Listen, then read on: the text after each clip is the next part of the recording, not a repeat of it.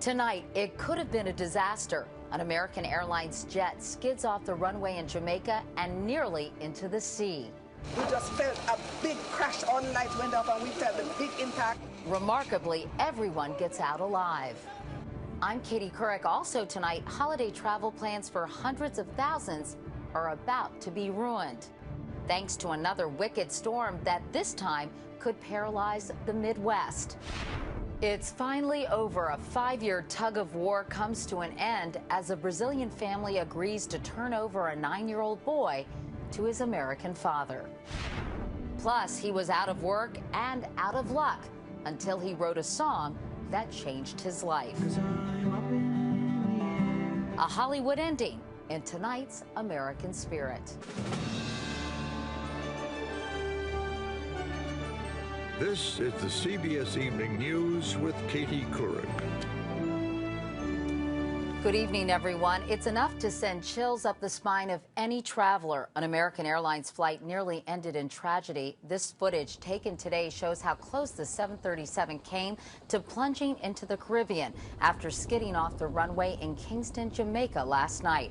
Flight 331 originated in Washington, D.C. with a stop in Miami before heading to rainy Kingston with 154 people on board. But when it landed, the pilots could not stop. Bags flew around the cabin as the jet careened off the runway. Kelly Kobiea is in Kingston tonight, where the investigation is just getting underway. Investigators from the United States and Jamaica have been examining the wreckage of Flight 331 here behind me throughout the day. They've found one of the black boxes. They're still looking for the second. They know this much about this flight. It was a bumpy ride throughout and ended with one violent thud. Landing in heavy rain, American Airlines Flight 331 slammed down and skidded off the end of the Kingston, Jamaica airport runway. We just felt a big crash. All the lights went off and we felt a big impact, and we realized that the plane had crashed. And we were out, we scrambled out because we tried to get, we didn't know if it was going to explode, so we tried to get out as quickly as possible. The plane crashed through a retaining fence and broke apart. I heard this humongous boom. The plane actually disintegrated to me, broke in half right in row 13. Of the 148 passengers and 6 crew members on board, 76 were U.S. citizens. Of those, at least 40 were taken to local hospitals with minor injuries. 4 Americans were in serious condition. No one died. None of the injuries appear to be life-threatening at this point. Flight 331 started at Washington's Reagan National Airport before stopping over in Miami. It left Miami at 8:52 p.m. Eastern Time, experiencing heavy turbulence in flight, then landing with one final thud, hitting the runway at Jamaica's Norman Manley Airport at 10:22 p.m. Passengers said the plane hit runway 12 at a high speed and touched down hard. It slid off the runway, cracking into 3 parts, and ended up about 15 feet from the Caribbean Sea. It overshot the runway, left the airport and went into the sand. American investigators have arrived to assist the Jamaican authorities. U.S. authorities will bring the plane's flight data recorder, one of its black boxes, back to Washington to try to figure out what happened. One of the questions is how fast were they going? How far down the runway did they first touch down? Were there pools of water on the runway? Investigators will also look for evidence of wind shear, check the jet's braking systems, and review the pilot's actions. But Jim Tillman, a former American Airlines pilot, says severe weather alone should not have been a problem for the 8-year-old Boeing 737. And investigators are still working here in the dark in Kingston, Jamaica. They are trying to free the second black box, the cockpit voice recorder. That will allow them to actually hear what the pilots were saying in the final moments of Flight 331 and as it actually crash landed here in Jamaica, helping them to better understand why this happened. Katie? And Kelly, were the weather conditions in Jamaica unusual last night? Not particularly. This island gets thunderstorms and heavy rain quite often, and experts say it shouldn't be a problem for a pilot to land in those kinds of conditions. All right. Kelly Kobiea in Kingston, Jamaica tonight. Thank you so much. Hopefully it won't be as terrifying as that trip to Jamaica, but holiday travel won't be easy for many Americans this year. A big winter storm is pushing across the nation's midsection, raising the chance of a white Christmas from Texas to Minnesota and all the aggravation that sometimes comes with that. Dean Reynolds is at Chicago's O'Hare Airport. And Dean, some rough days ahead. No kidding, Katie. This storm is coming at the worst possible moment if you're traveling most anywhere for the holidays.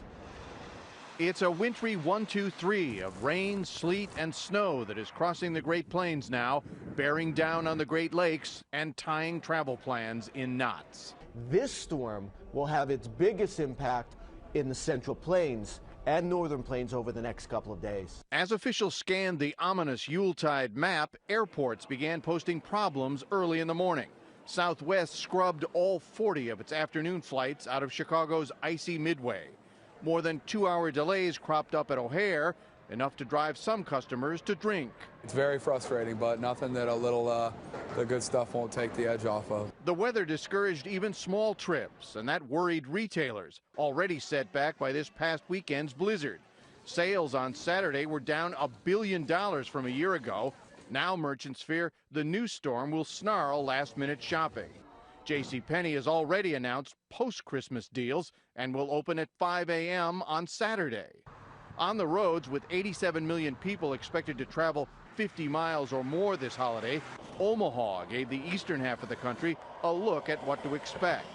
You have to go over to the international side of the airport here. Back at the airports, carriers tried to smooth the wrinkles by waiving fees, allowing passengers to rebook around the storm. You're seeing consumers in high numbers right now try to get out before the storm comes. That's what Wendy Stebbins did. Everything is timing in life, and apparently I timed it just right to get out in time. But for many others, they are not as fortunate. Katie? Dean Reynolds, thank you very much. Turning to Washington now, where heading home for the holidays is very much on the minds of senators there, but they can't leave until they finish work on their health care bill. Today, they cleared the way for a final vote tomorrow morning, but as Wyatt Andrews reports, many businesses are still wondering what's in it for them. We will always remember this day. For Senate Democrats, it was already victory time as they asked Americans to forget the bitter politics that produced the Senate bill and focus on what the bill does. We can be proud that every American in every state will benefit from new consumer protections and a more stable, secure health care system. President Obama also praised the new guarantees for people who could lose insurance. And for a family out there that right now doesn't have health insurance, it is a great deal. Republicans admitted it was over, but kept fighting, calling the bill government-run health care and arguing the Senate bill is even unconstitutional because it forces Americans to buy insurance they may not want or pay a penalty. The United States has never, in its history, ever passed something like this. Beyond the politics, one big detail was creating buzz, a $750 penalty per employee at any big company that does not offer insurance. While most companies have said they plan to stay in the system, the fact is insurance costs employers around $10,000 per employee. But if the penalty is $750 to drop insurance, many corporations will be tempted. Will some companies basically say, I'd rather pay the $750? Every company is going to do that calculation. Tomorrow, those handshakes end and the Senate goes home, and the question becomes, can the Senate bill and the House bill ever come together? Katie? And Wyatt, there are plenty of sticking points between the two versions. That's right, Katie. You know, the president today said these bills are 95% similar, but the truth is clashes are already breaking out over abortion rights and especially the public option. And so even if the president is right, that last 5% involves lawmakers who want to be accommodated and who will threaten to withhold their vote. All right. Wyatt Andrews in Washington. Wyatt, as always, thank you. Meanwhile, a holiday reunion is in store for David Goldman and his 9-year-old son, Sean.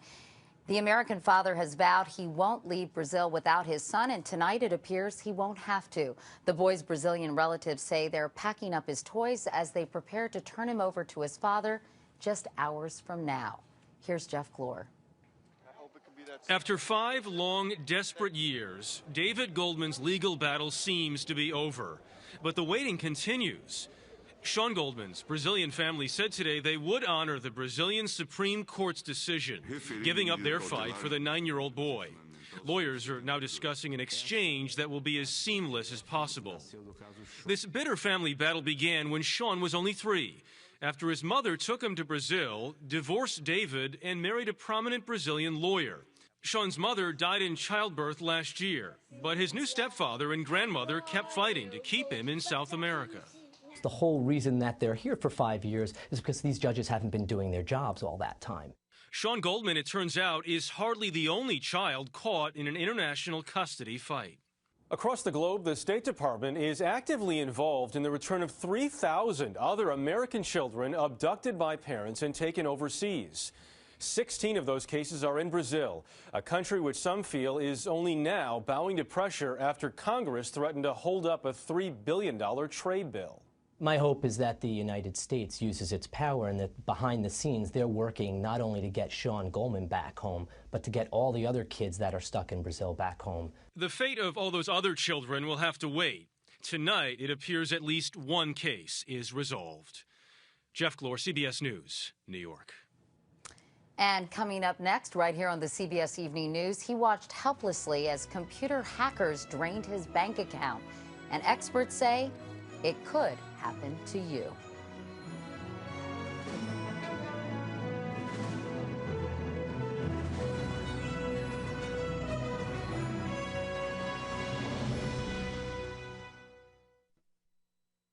The millions of Americans who use a BlackBerry to stay in touch were reconnected today. Email service went out yesterday for the second time in a week. The Canadian company that runs BlackBerry, Research in Motion, blames it on a glitch involving some new software. And as internet use continues to soar, so has cybercrime. Last year, Americans filed more than 275,000 complaints, up 33% from 2007. And a warning to anyone who banks online, hackers are getting better all the time at stealing money from personal accounts. Bob Orr with a case in point in tonight's Eye on Crime. When Robert Blanchard tried to access his Citibank account this past July, he was blocked. Even though he alerted Citibank right away, within 24 hours, Blanchard was missing $1 million. If you had a robbery taking place in your facility, you could call 911. There's no 911 for cybercrime. Investigators later found his computer had been hacked by an organized crime gang in Russia. Internet thieves monitoring Blanchard's keystrokes were able to access and empty his bank account. It's the business of hacking, where organized criminal elements have very well-structured organizations to specifically target financial institutions, specifically target their customers, and to extract as much wealth and value as they can without getting caught. Blanchard, though, is just one victim of a largely unacknowledged cyber crime wave. No one knows exactly how much money is being stolen. But law enforcement sources say foreign-based hackers are continuously targeting customer accounts of every major financial firm. While the cyber thieves have been very successful, banks and financial firms refuse to publicly concede any losses. No one wants to admit they've been hit. No one wants to come out and say, I have a problem and I need help. Banks, fearing a drop in customer confidence, are working to bolster their cybersecurity. But individuals like Robert Blanchard, who use home computers to do their banking, are still highly vulnerable. I have stopped transferring money. I'd rather take the walk down to the bank. Investigators helped Blanchard recover about $810,000, and Citibank covered the balance of his missing million. But his case stands as fair warning. Online banking customers are prime targets of criminals armed with computers. Bob Orr, CBS News, Washington. Earlier in this broadcast, we told you about that American father who won his child custody case in Brazil. But another tough custody battle also made news today in Florida. As Michelle Miller reports, it involves an Army officer deployed to war who temporarily gave up custody of her son, then had to fight to get him back. The child will be returned on a temporary basis to the mother. Those were the orders that Lieutenant Colonel Vanessa Benson was waiting to hear Orders from a Florida judge today that ended her 8-month-long custody battle for her 14-year-old son. Since I returned from Afghanistan, I've been fighting a multi-state battle to get my son back. Last December, Benson shipped out to serve in Afghanistan. She gave her ex-husband temporary custody of their son with the understanding John Jr. would return home once she did. That didn't happen. I had gotten an email from my son's father that said, you need to get a lawyer. I'm not sending your son back to you. Her ex-husband, John Collier Sr., who declined to speak with CBS News, lost his argument in court that he'd established a more stable life with his son in Florida while Benson was deployed with her Army unit. I feel that I'm being put in the same category as an unfit mother. Well, we need to pass this law to protect our service members. Representative Michael Turner is trying to pass a bill in Congress that would prevent military parents' custody rights from being undermined after they've deployed overseas. These people are not leaving their families or their children to go off to someplace to find themselves. They are serving their country. A CBS News analysis of custody laws found only 5 states which guarantee children automatically return after deployment. 5 others prohibit deployment from being used against a service member in court. 14 have weaker provisions. The rest give no additional protections. Lieutenant Colonel Benson will bring John Jr. home to Kentucky for Christmas, reuniting him with his baby brother and stepfather. I'm going to give him a big hug and let him know that this isn't going to affect his relationship with his dad.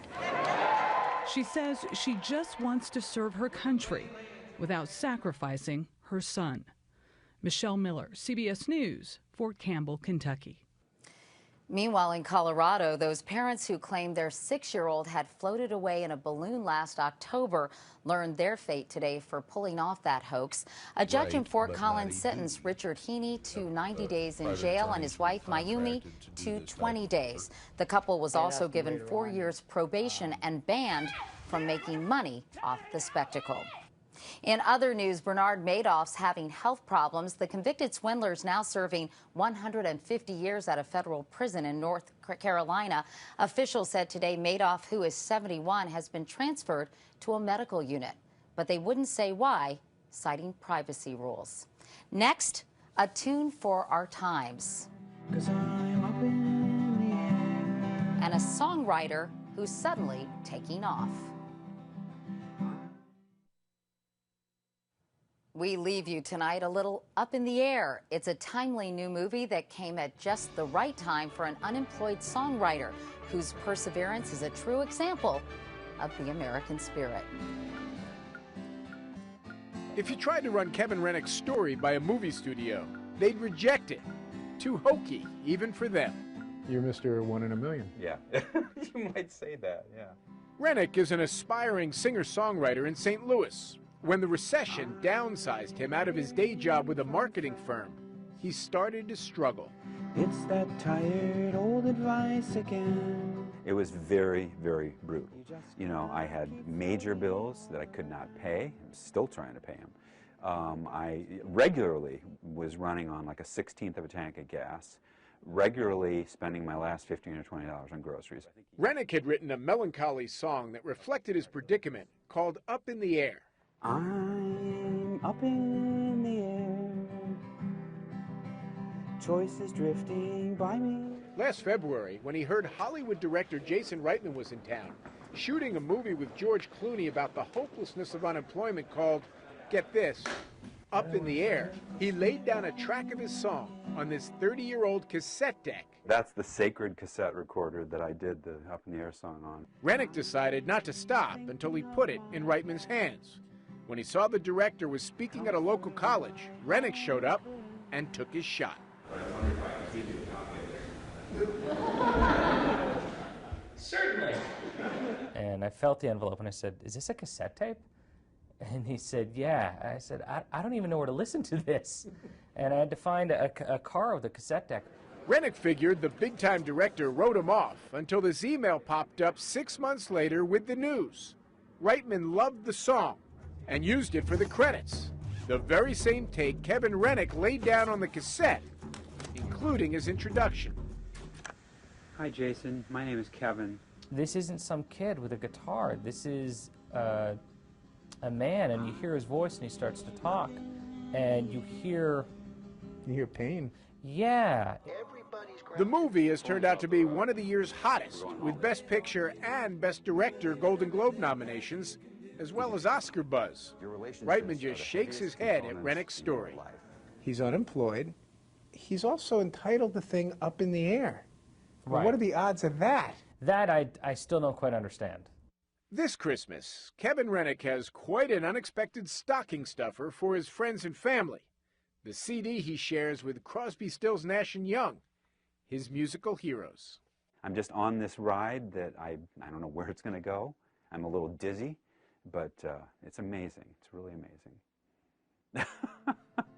And the only thing up in the air for Kevin Rennick now is how much he'll make from the royalties.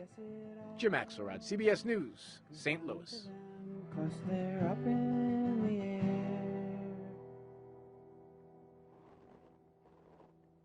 Good for him. And if you know someone who has the American spirit, please let us know at cbsnews.com. And that is the CBS Evening News for tonight. I'm Katie Couric. Thank you for watching, and happy holidays, everyone. Good night.